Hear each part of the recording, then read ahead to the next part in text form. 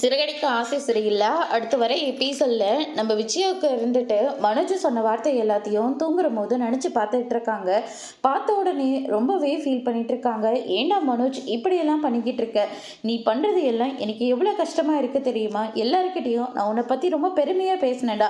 பிஸ்னஸில் வேறு லெவலில் வந்துடுவ, ரொம்ப டாப்பில் வருவ, நீ தான் இந்த வீட்டில் பெரிய பணக்காரன் ஆகுவேன்னு சொல்லிட்டு உன் மேலே அவ்வளோ நம்பிக்கையை நான் வச்சேன்டா.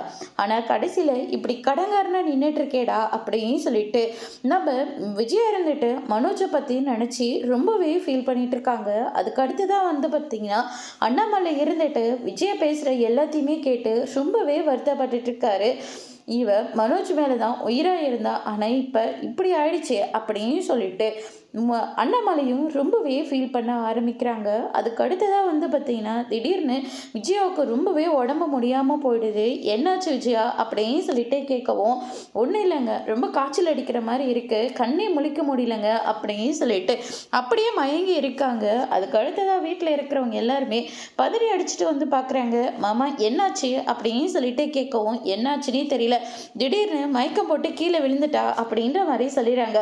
அப்பா பேசாமல் நம்ம ஹாஸ்பிட்டலுக்கு கூட்டிகிட்டு போயிடலாமா அப்படின்னு சொல்லிட்டு முத்து வந்து சொல்லவும், எனக்கு ரொம்ப பயமாக இருக்குது, நைட்டு ஃபுல்லாக தூங்காமல் புலம்பிட்டே இருந்தா, ஆனால் இப்போ பாரு எப்படி கிடக்குறான்னு அப்படின்னு சொல்லிட்டு அண்ணாமலை வந்து ரொம்பவே ஃபீல் பண்ணிட்டு இருக்காங்க. எல்லா பிரச்சனையும் உன்னால தான்டா அப்படின்னு சொல்லிட்டு முத்து இருந்துட்டு மனோஜ் கிட்ட சண்டை போடுறாங்க. அதோட இன்னைக்கான பிரம்ம முடிச்சிருக்காங்க.